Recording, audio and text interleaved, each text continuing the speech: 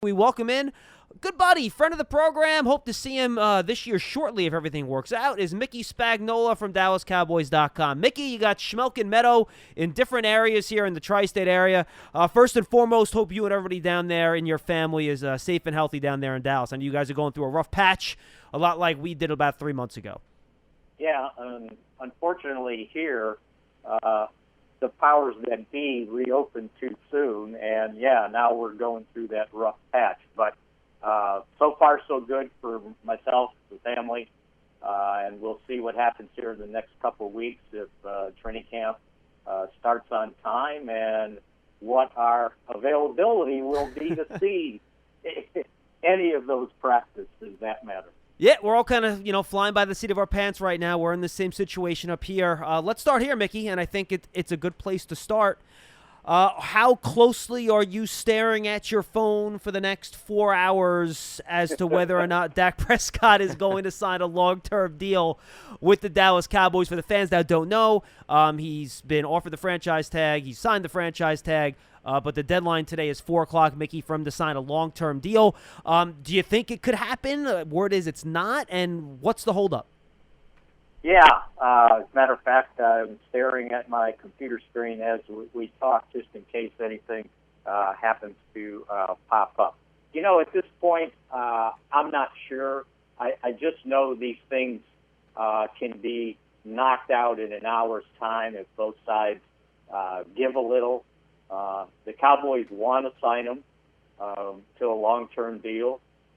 They absolutely need to create some cap space because if not, and he counts against the tag of $31.4 million, once they sign their rookie class, which they haven't signed any, and their rookie pool is $7.3 million, they're only going to have a couple million left available on the salary cap. So signing him to a long-term deal, and you guys know how that usually works that first year because you're getting a pretty large signing bonus. You get a small base salary. They can cut that cap charge in half. So it would be beneficial to the Cowboys to get a long-term deal done. And to me, it's beneficial to Dak to put whatever $1 million signing bonus in the bank today as opposed to having to work off a week-to-week paycheck under the franchise tag. And, I don't know where this is going to go, but what happens if the season is cut to 12 games and you only get 12 checks and they don't come to a conclusion with the NFLPA to pay all of a guarantee? Well, you lose quite a bit of money. So I think it's beneficial to him to sign a long-term deal, too. Plus, the way I look at it, guys, yeah, it's great. $31.4 million guaranteed, right? But no one's guaranteeing you that you're going to finish the season healthy. And then what happens if you go into free agency the next year with some sort of injury that everybody's sitting there going, well, I don't know. You get a prove-it deal. Just look at Cam Newton, Mickey. I mean, look what happened to Cam Newton. Right. Look what happened, and I don't mean to cast aspersions here, but what if you suffer an Alex Smith injury? So it just seems like, common sense would be that both sides, it's beneficial to get this done, but now we're down to 4 hours away to see if that happens or not. Well, Mickey, I agree with you. The security from the standpoint of Dak makes a lot of sense. And, the other part of this, and you alluded to this where you said the Cowboys absolutely want to sign him, though people continue to compare both of these scenarios to the Kirk Cousins situation in which he wound up playing 2 straight years on the tag. But you could argue there was more evidence to say that maybe Washington did not want him as opposed to where Dallas stands. So what do you look at as the main issue right now? Is it the fact that Dak just doesn't want to be locked up as many years as the Cowboys want to, or is there something that doesn't necessarily meet the eye right now? Yeah, I think the term has been one of the points of contention. The Cowboys want to sign him to a 5-year deal. His side wants to sign a 4-year deal. And Todd France, the agent, is the agent for Ryan Tannehill, and they signed a 4-year deal. So And then they like to point out, and I haven't heard from their side. We really haven't heard from either side on this whole thing. But it gets pointed out that Goff and Wentz signed 4-year deals, but when they signed 4-year deals, they still had 1 year left on their rookie contract. So essentially, they were locked up for 5 years.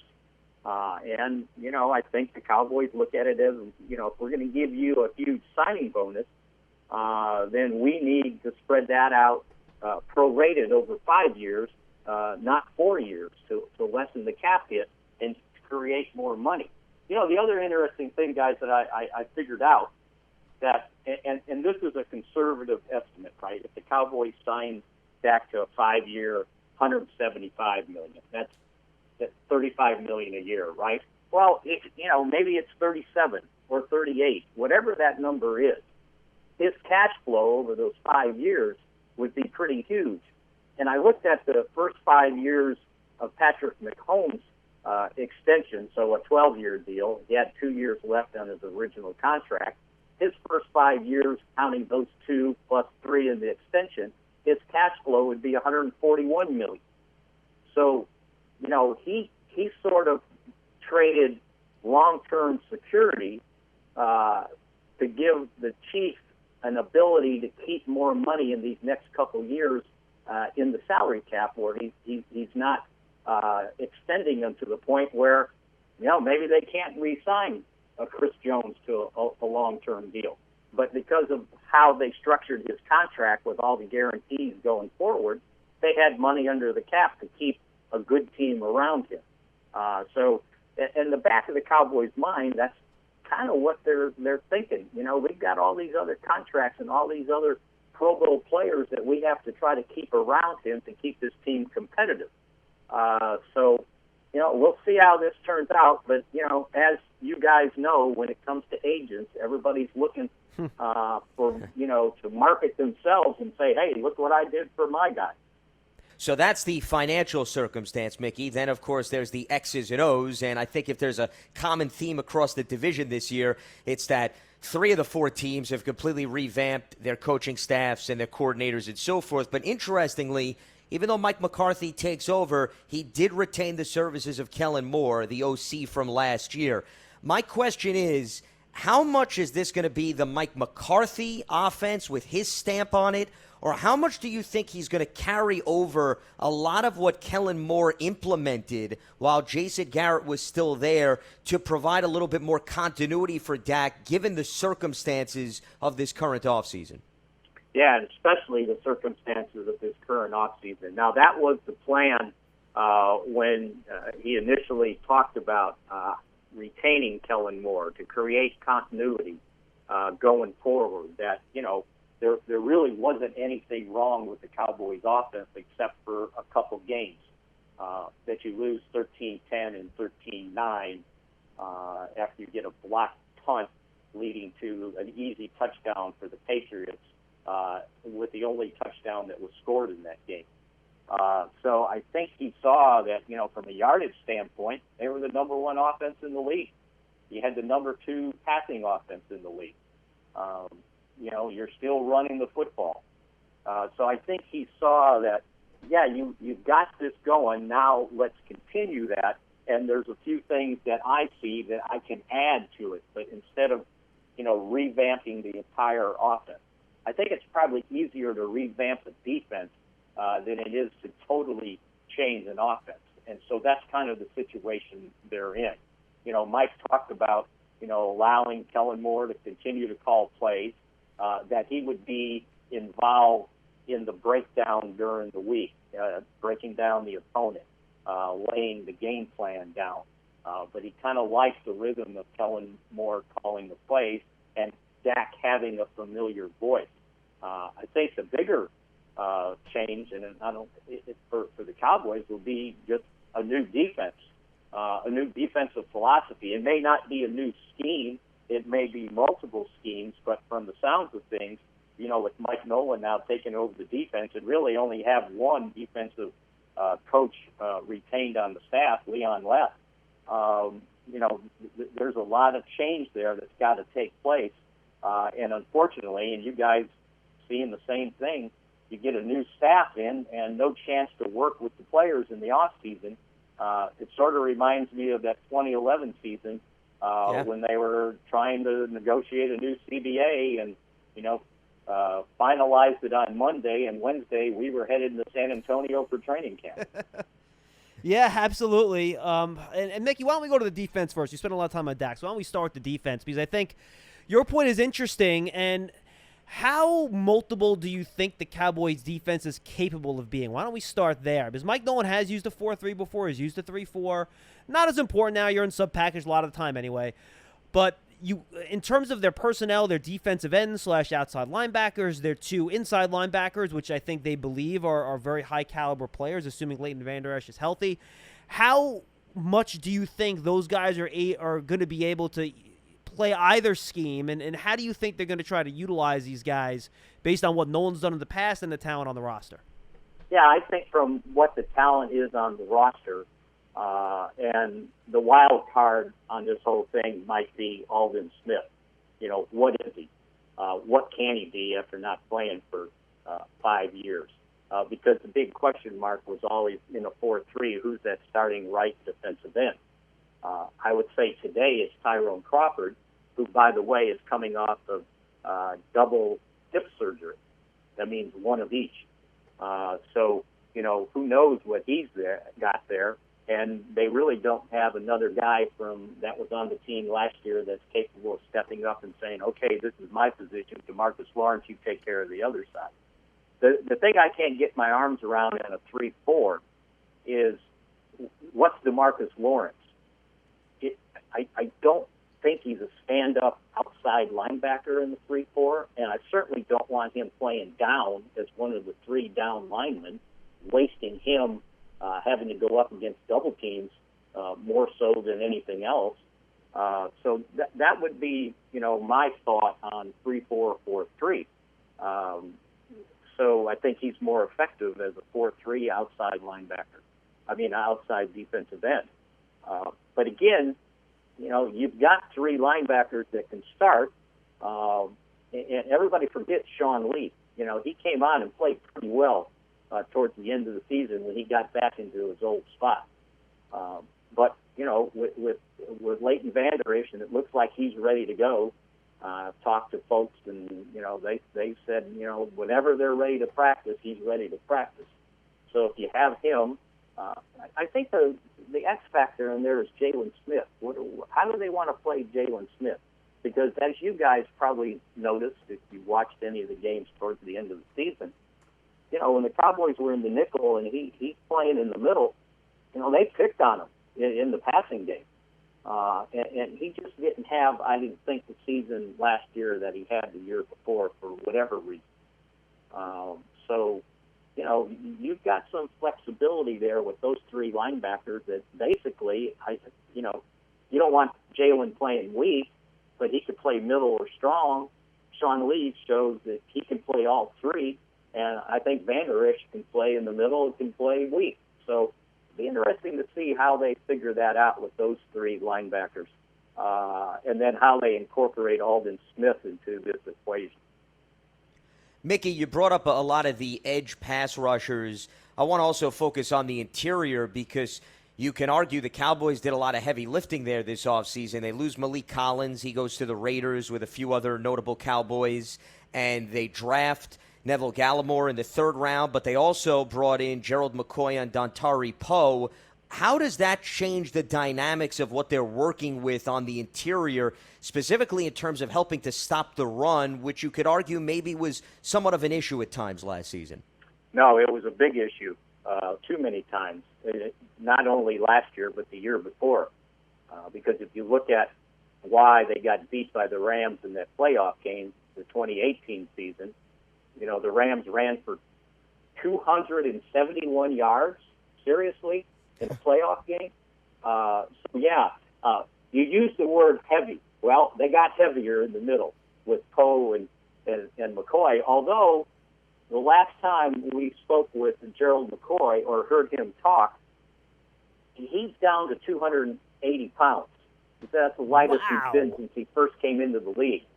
So to me, at 280, he's a perfect 3 technique. Perfect. Especially with his ability, his mobility, I should say. So, those guys, they didn't play, 60, 70% of the snaps last year either. I think when I went back and looked it up, and I know Poe got hurt, and I think he was limited to 9 or 10 games. They averaged about 40 snaps a game, 35 snaps a game. So they're going to need some other guys in there. You mentioned Gallimore. I don't think anybody knows what Tristan Hill is or can be. We kind of know what he was, and it wasn't much. It's going to be interesting to see how they play that inside because, if they don't have anybody else to play that nose. Antoine Woods was an undersized, defensive tackle on the other side of Collins. So, and I don't think Poe at his age is going to play, 50, 60 snaps a game. I don't see it. So again, I just think they fit in a 3-4 scheme. I mean, a 4-3 scheme, and then you kind of change things up. Look, you're going to be a nickel 60, 70% of the game anyway, right? So the main thing is being able to stop the run out of the nickel, and they had problems with that last year. And, of course, the real trick, Mickey, these days, and you know this, if you can't cover in the back end, I don't care what's going on up front. It just doesn't matter anymore. And right. The Cowboys, boy, you guys had more Frasian cornerbacks last year than I could count. How did you see that secondary come together this offseason? And what is it going to look like? Is it going to be a lot of that cover 3 stuff again? Are they going back to more man-to-man? Just how do you see that whole secondary that the Cowboys have put together kind of being effective on the field this year? Yeah, it sounds like, just listening to some of the interviews of the guys, the virtual interviews or what, that they'll probably be more multiple back there, do some different things, be more aggressive. They played a lot of man last year back there. Now again, replacing, there's a reason why Miami paid Byron Jones all that money. I know he doesn't get interceptions, but he covered pretty well. Now, what do they do on that side? I understand, the drafting Diggs in the second round. And are you ready to, rookie's going to step right in and say, okay, this is my job on the right side? That's left to be seen. I think the key thing is they re-signed Anthony Brown. So they got, regardless of what they did in the draft, they had 3 guys, along with Chidobe Awuzie and Jordan Lewis, that they could say, okay, if we had to play tomorrow, we can probably play with these 3 guys. Now you add Diggs, and that certainly helps out.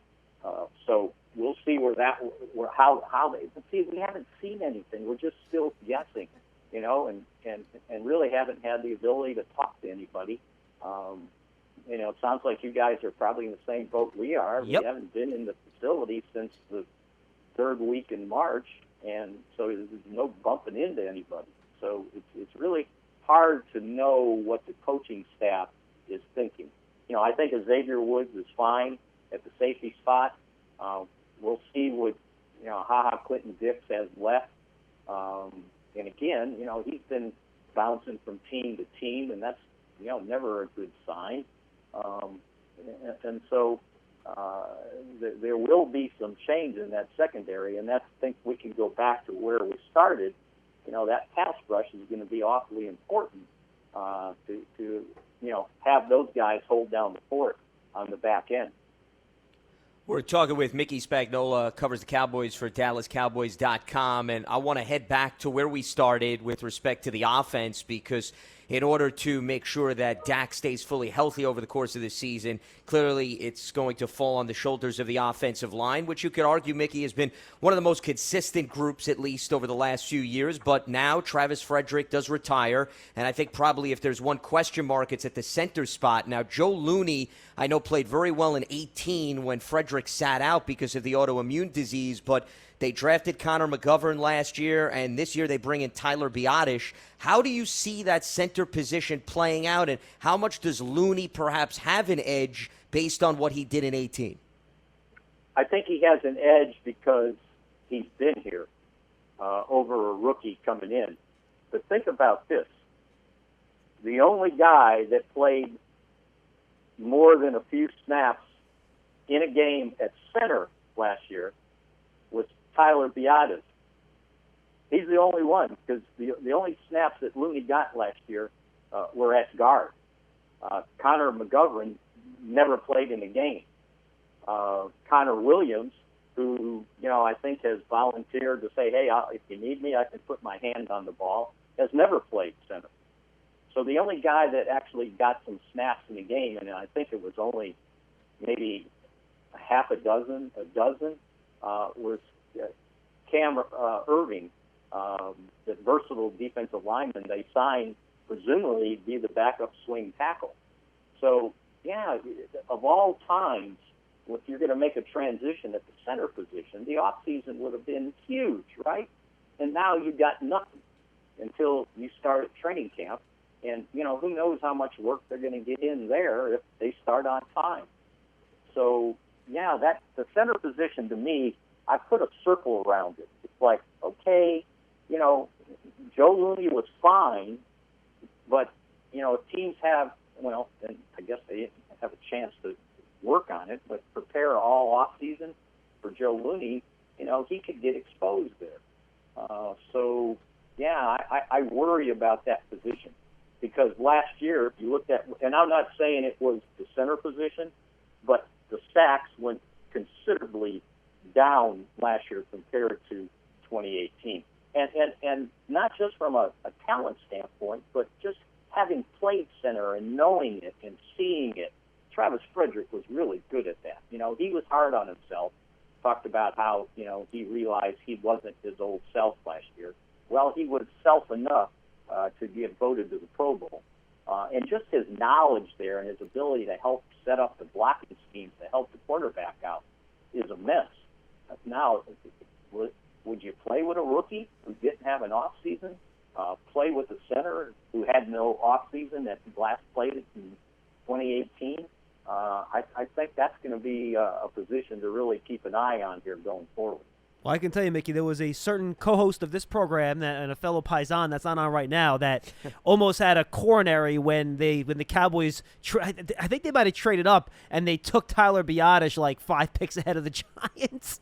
And he was not, Paul Dottino was not happy about that. Anyway, we mentioned Prescott, and I think one reason he might be comfortable playing on that franchise tag, Mickey, is that, Lance mentioned the offensive line, but the weapons that the Cowboys have put around him, whew, man. The money to Amari Cooper. No one talks about Michael Gallup, who had 1,000 yards in his second year in the league. Then CeeDee Lamb just falls into their lap in the middle of the first round. I mean, geez, could the guy have a few more weapons out there to throw the ball to? I think my column after they drafted CeeDee Lamb was the first time Dak Prescott goes to the line of scrimmage and goes 381. He's going to look each way and see 3 wide receivers out there. That's got to be their base offense to me. Just line those 3 guys up and let's go. I think the versatility of all 3 guys will be huge. And the fact that, if you got those 3 guys, Blake Jarwin showed a little, right, last year? Yeah. And getting down the field.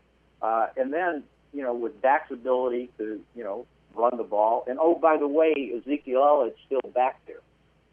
So that's why I think, this offense could be pretty prolific this year if they stay healthy and that center position doesn't hold them down. Because with those 3 wide receivers, you can line up either of the 3 in the slot if you wanted to, especially Lamb or Cooper. He showed his versatility last year. He's going to have some places to go with the ball if they can block for him and keep everybody at bay by still showing them that we still got a pretty good running back here. Mickey, I'd be remiss if we didn't bring up the connections that the Cowboys now have to the New York Giants as we focus on the offensive side of the ball, because if anybody has watched Jason Garrett as both a head coach and a play caller, it's certainly you, as well as what Mark Colombo did for the offensive line. We're all, as you mentioned, guessing game, trying to see perhaps what the offense is going to look like. What do you think Jason Garrett is going to bring to the table as the Giants offensive coordinator, having really focused in on what he did when he was the specific play caller, Mickey, in Dallas? Well, I think the first thing is that his influence on the quarterback position will probably be just what they need. I think that if you think about it, when he first got to the Cowboys as a coach in 2007, that was the first year Tony Romo took over as the full-time starter. He finished out the 2006 season. And the combination of Jason Garrett and Wade Wilson, I think, was huge on Tony Romo's development. And we see what they did with a rookie quarterback, by the way, who had to step in middle of training camp to take over in 2016.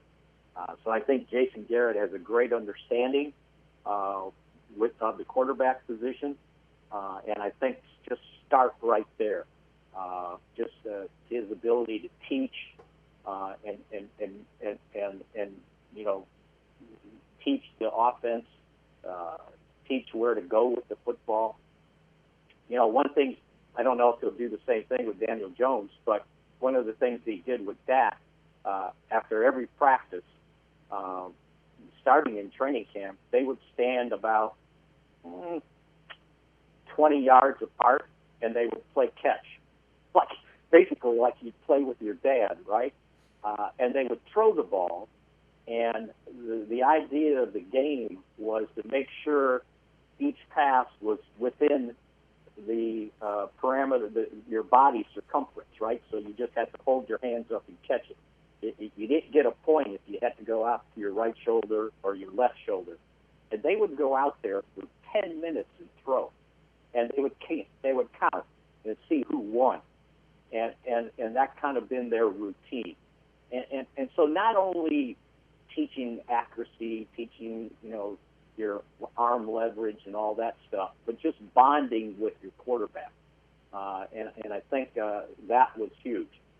He won't forget Saquon Barkley. You don't have to worry about that because he understands running the football. He understands what that does for the passing game. And the funny thing is, last couple of years, everybody, Jason Garrett's taking over the offense. They're running on first down. Well, okay, it's 50-50 chance of what you're going to do on first down, right? And they end up with the number one offense for yardage in the league, no matter what they did. So he won't forget the running game. I'll guarantee you that. Just to get some more detail on the running game, Mickey, Garrett in his years with Dallas used a bunch of different blocking schemes, right? When DeMarco Murray was there, it was like a million outside zone runs again and again. When they Callahan and then Zeke, I think they use a little bit more power. Is this something where he kind of switches year to year based on his talent and his running back? We're just trying to figure out exactly what this running game, because to your point, we think it's going to be a big part of their offense too, is going to look like for the Giants, with Mark Colombo also in hand as the offensive line coach. Yeah, and I think, versatile probably is the word to use for, I think, his philosophy on running the ball. Now, he's not opposed to going 2 tight ends and 3 tight ends and say, okay, we're running it. Now, can you stop us? Now, you got to have the offensive line to do that. But certainly that's been a part of his offensive philosophy, and he understands the value of it. Now, he's not opposed to winging it down the field if he trusts his quarterback. And there were times that, I think he and Romo butted heads a little bit because Romo wanted to freelance a lot more than I think Jason cared to see at some times. But, 2 tight ends, and you got tight ends that can get down the field, he's not opposed to doing that. And I think Mark Colombo will be a really good influence. They struggled, in that year before they made Mark the full-time offensive line coach. And I think the guys really, and he had been there, so they knew him. And they really, he engaged with them, and his enthusiasm, I think, really showed how they picked up the offensive line play the second half of 2018, and then hanging in there last year. So I think Mark will have a great influence on those guys, and you'll love his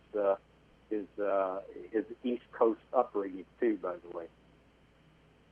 Mickey, last one for me, and this is more of a big picture perspective because obviously all of us have been covering this division so closely. I think the rule of thumb right now that most are preaching is the fact that, well, the Eagles clearly have the biggest advantage over everybody else because Doug Peterson and his staff are essentially all intact and the roster, for the most part, is intact. How much do you see it that way? Or do you think, once again, as I like to throw out my favorite stat every year, Mickey, nobody's won back-to-back NFC East titles since the Eagles won 4 in a row in the early 2000s. Is it just as open in your mind as perhaps it's been in previous years?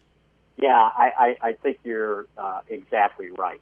I think the fact that 3 of the 4 teams with new head coaches, I mean, who knows how quickly everybody's going to be able to acclimate to the new stuff. From that standpoint, I think you're right with Philadelphia's stability. But again, they weren't exactly blockbusters last year. Is that a good thing or a bad thing? I think it's, again, wide open, and I keep bringing up that stat myself. So the last time anybody repeated was the 2004 season when Philadelphia won the 4 straight. And that's just incredible, right? That there's that much parity in the league, and it's just gone back and forth. Okay, the Eagles, they the last team to win a Super Bowl in the division. But the Cowboys have, I think, if I remember right, I figured this out over the last, I don't know how many years, have won the most division titles. They have, yeah.